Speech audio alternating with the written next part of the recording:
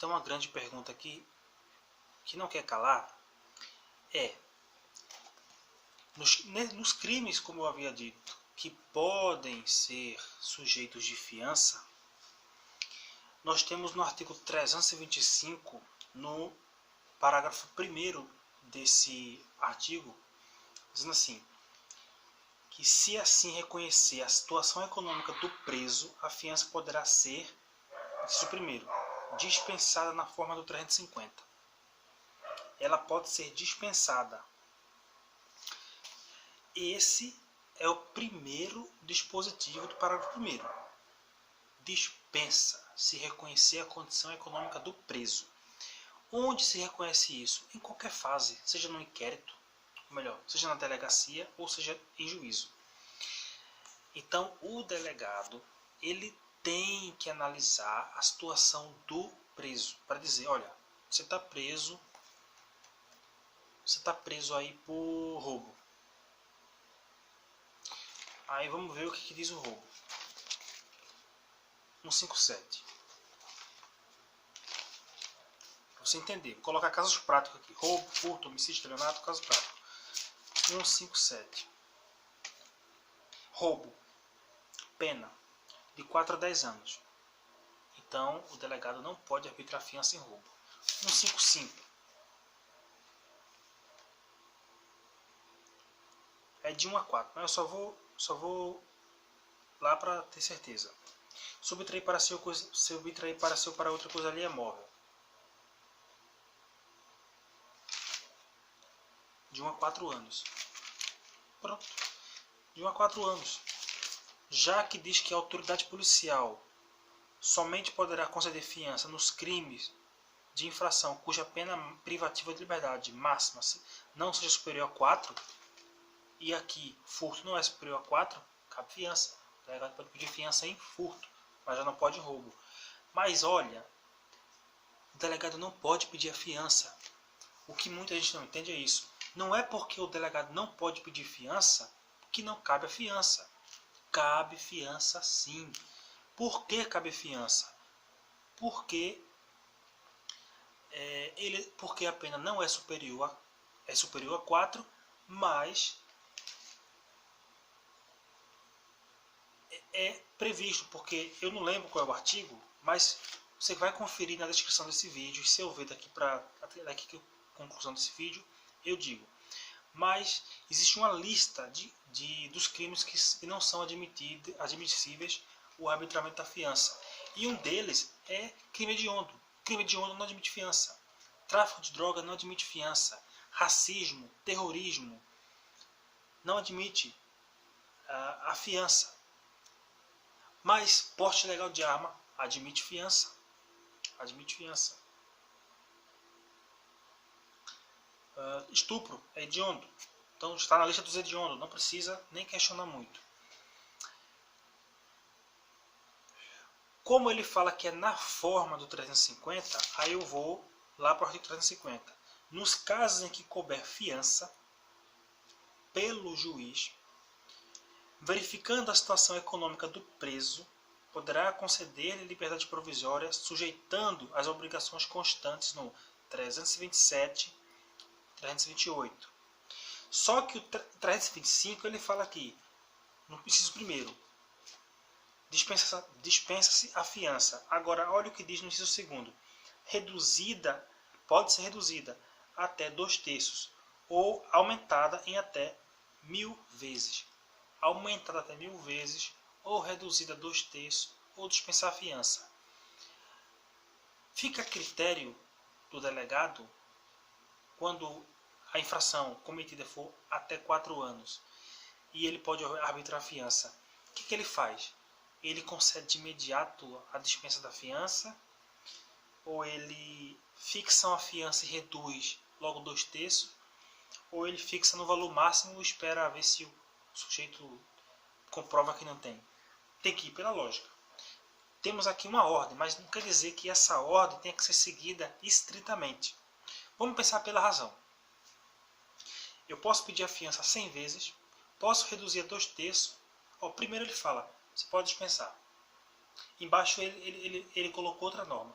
pode dispensar, pode reduzir 2/3, pode aplicar na pena no máximo. Eu tenho que fazer o quê? Ponderar.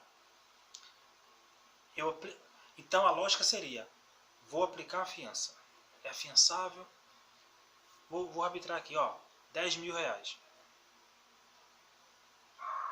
Ele tem que fixar assim.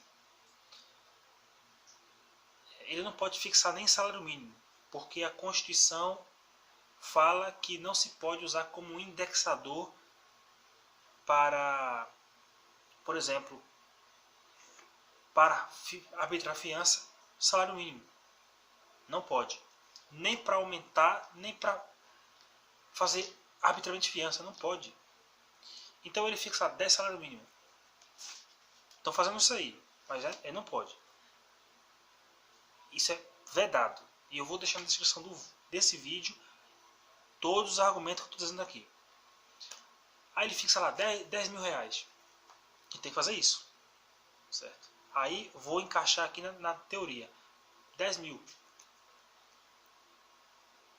Fica calado. Ele pagou? Ótimo. Ele não pagou? Aí o que a autoridade faz? Tem nenhuma fiança não? Tenho não. Era o procedimento que deveria ser adotado. Pelo que está dizendo na lei. Tem não, né? Aí ele vai dizer, pô, como é que você não tem? Você não trabalha não? Trabalho, ganha? Quanto é que você ganha lá? Ah, eu ganho 1.000 reais. Salário mínimo. Mil reais, por exemplo.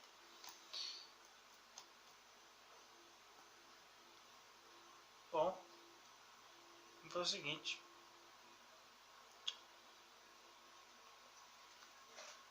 Isso não seria imoral. Claro que não. Porque o processo penal fala das formas de admissibilidade de fiança. Pedras preciosas, joias e outras coisas a mais. O sujeito está falido.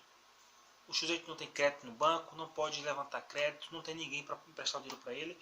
Ele vai ter que dar um jeito. Ele não pode se recusar a interpretar a lei de forma completa. Ele fechar os olhos para algumas normas e para outras abrir os olhos e não operar de forma como ele deveria. E como é que ele deveria? Vamos analisar. Vamos ver aqui se ele está mentindo ou se ele está falando a verdade. Vamos ver se ele realmente não tem dinheiro para pagar os 10 mil que está sendo exigido aqui. Não tem mesmo, está comprovado. Mostrou a carteira de trabalho, ganha 1.000 reais por mês, paga aluguel, tem despesas aí. Se eu pedir essa fiança para ele, ele vai se endividar mais ainda lá fora e ele não tem de onde tirar. Finalmente não tem onde tirar. A fiança não pode ser vista como punição, tá? Tira da sua cabeça porque fica mais fácil. Eu não peço fiança para puni-lo. A fiança serve para despesas do processo, para indenizar a vítima, para ressarcimento. Ele não serve para dizer, agora eu vou punir ele antes da sentença. 1 milhão de reais. Ele não vai ter, começa a punição agora. Isso daí é abuso de autoridade. Então você não pode pensar assim, porque quando você pensa dessa forma, você comete abuso de autoridade.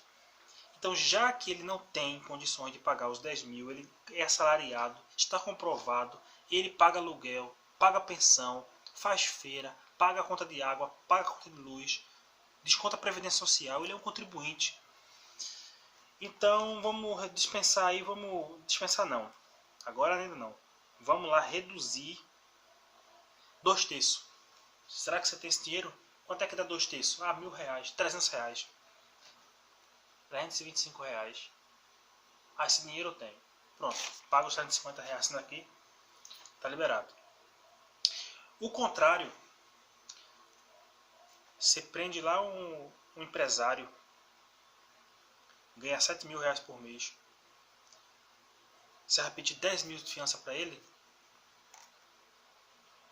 Ele pode ganhar 7 mil, mas também está endividado da mesma forma como aquele que ganha um salário mínimo, que também não tinha de onde tirar para pagar a fiança de 1.000 reais. Então é relativo. Você tem que aplicar da mesma forma, não é porque ele ganha 7 mil que ele vai ter os 7 mil. Porque a proporção de renda dele, normalmente, cobre todas as despesas de conforto e confortos que ele usufrui com com a renda que ele tem. Tá? Ele pode estar comprometendo toda a renda que ele tem, mesmo sendo 10 mil reais, ou 7 mil reais, quer dizer. Na hipótese de ter um preso que ele ganha muito, obviamente, aí você pode verificar o inciso 3º do artigo 325. Aumentar em até 1000 vezes. Então, se eu sei que eu estou acostumado a pedir 10 mil para o mesmo crime daquele que eu reduzi 2/3, mas eu sei que aquela pessoa pode pagar até 20 mil reais, eu vou arbitro 20 mil reais. E estou amparado pelo inciso 3º do parágrafo 1º do artigo 125 do Código Penal. Certo? Ou, na hipótese do preso, do exemplo primeiro, que ganha 1000 reais, e mesmo eu dizendo, vou reduzir aqui, ele diz, não tenho como pagar esse tempo. Não tem tirar, pode me colocar de cabeça para baixo que não sai nada. Aí é o jeito ele pôr em prática o inciso primeiro, dispensar-se a fiança na forma do 350. Vou dar continuidade a esse vídeo, a esse assunto no próximo vídeo, onde a gente vai ver o artigo 350 do Processo Penal.